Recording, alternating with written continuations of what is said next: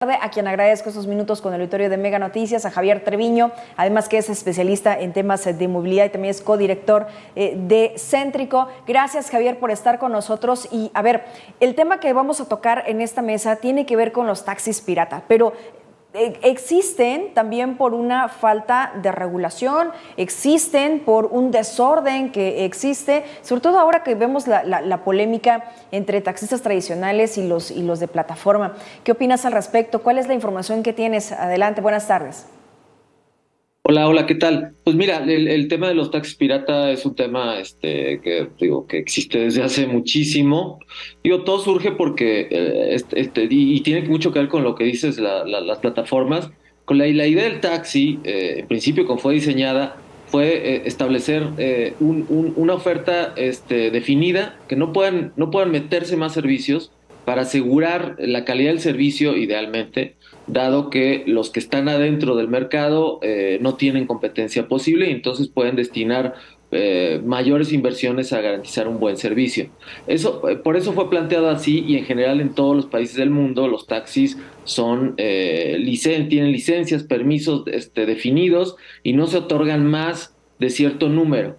El problema empezó a surgir cuando se empezó a discutir cuál era el número ideal de taxis, ¿no? Y cuando no había tecnología era relativamente fácil pues omitir este tipo de cosas, pero cuando empieza a haber tecnología y entonces entran las aplicaciones, resulta que las aplicaciones permiten que cuando haya mayor demanda pueda haber más oferta, y cuando haya menor demanda, menos oferta. Lo mismo pasa con el precio, modificar el precio, y esto cambia con la forma tradicional de gestionar los servicios.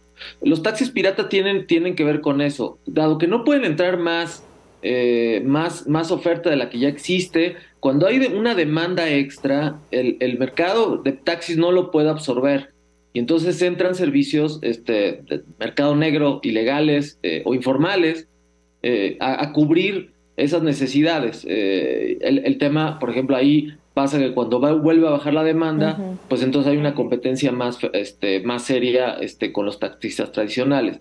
Creo que en el fondo, creo que este tipo de cosas nos ha obligado a discutir en muchas ciudades del mundo, a redefinir este modelo de taxi tradicional, ¿no? Que creo que es el problema, que si dejamos intocable un modelo que hace muchos años funcionaba, pero ahora ya no, pues nos vamos a encontrar todo el tiempo con este tipo de actividades paralelas, innovaciones, que generan tensiones que podríamos evitar si nos sentáramos en la mesa y resolviéramos este tipo de cosas, me parece. Sí, sobre todo porque, bueno, no sé si tú lo veas así, pero no se trata de una sobreregulación, sino verdaderamente aplicar la regulación. ¿Por qué te lo planteo así? Porque también hemos visto a taxistas involucrados voluntariamente o no en temas de robos, en asuntos ilícitos o incluso con grupos criminales. ¿Cómo poner un candado a eso por parte de las autoridades? Bueno, el tema con los taxis piratas es muy complicado, porque es complicado regular los taxis piratas, porque entonces ya no serían piratas. Pero el tema, por ejemplo, de las aplicaciones, hay claramente una subregulación de las aplicaciones. Y entonces sí, vemos que hay algunas regulaciones para los taxis que tienen sentido y otros que no. Por ejemplo, la revista vehicular para los taxis tiene muchísimo sentido. Es una revisión anual de los documentos y de la calidad, el funcionamiento físico-mecánico del vehículo. Tiene sentido tanto para los taxis tradicionales como para las aplicaciones. Ese tipo de cosas que hoy no se aplican para Uber y Didi, tendrían que aplicarse, y que sí aplican para los taxis tradicionales. En ese sentido, esa es una buena regulación. Pero, por ejemplo, el tema de la tarifa, tiene que haber ciertas posibilidades de que la tarifa pueda variar, y la tarifa tradicional no varía absolutamente nada.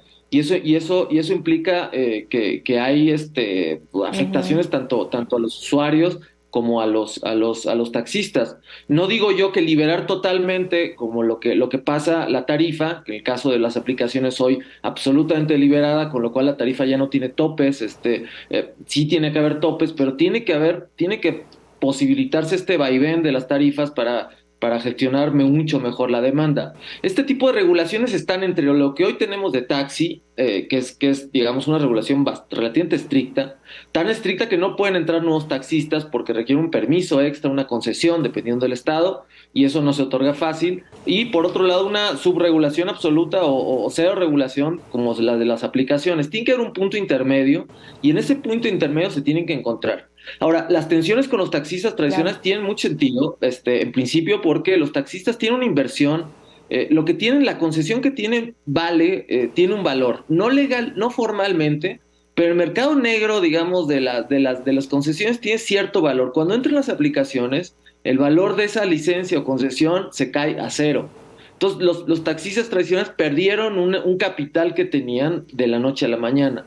La tensión se entiende, ¿no? Es por supuesto obvio. Lo que tendría que hacer los gobiernos es, cuando se aceptan nuevos servicios para mejorar el nivel de servicio en general, se tiene que prever que los perdedores en este juego tienen que ser de alguna manera compensados. Y tiene que haber una discusión muy fuerte, pero muy, muy seria, de qué significa esta compensación, porque si no, tiende a haber inequidades. Y entonces, claro, una empresa global que tiene capacidad de inversión y capacidad para Sí. absorber ciertas pérdidas, pues obviamente los taxistas no pueden competir contra ellos. Entonces tiene que haber un piso común, y este piso común va para ambos lados. Y me parece que eso es lo que nos ha faltado, ¿no? Discutir este tema abiertamente con todos los sectores. Sí. Sí, sobre todo escuchar a todos los sectores y como tú dices, Javier, a ver, son cosas que no se han hecho y que de ahí derivan pues los conflictos incluso violentos que se han dado en muchas partes del país, en donde se enfrentan estos taxistas tradicionales contra pues los conductores de las diferentes aplicaciones privadas. Ahora, yo te preguntaría, sobre todo para que lo podamos aplicar los ciudadanos, ¿cómo poder detectar un taxi cuando es pirata? Bueno, de entrada la placa, es muy complicado que las placas se pongan placas falsas, pero sí, sí hay. Pero las placas son el primer indicador de que un taxi es pirata. Es complicado en ciudades grandes que taxis piratas operen con placas falsas. Por supuesto que se puede, y sí existe el caso, pero bueno, es un primer indicador de que es un taxi pirata. Y por supuesto requiere también la concesión, que tiene que estar visible, o el permiso, dependiendo de cada estado, tiene que estar generalmente visible para el usuario, y generalmente tiene que cumplir con requisitos de verificación, de revista, que se pueden checar. Tienen que tener un número económico, en fin, hay requisitos muy, muy visibles que tienen que tener los taxis tradicionales. Aún así, los taxis Ujú. falsos pueden falsificar todo, pero creo que siguiendo estos criterios puede funcionar bien. La recomendación en general es usar taxis de sitio, ¿no? Hay una garantía mucho más Ujú. pues alta de seguridad. Claro. Pero bueno, cuando se requiere usar taxi libre, sí tener este tipo de criterios en general, para saber cuál es cuál, ¿no?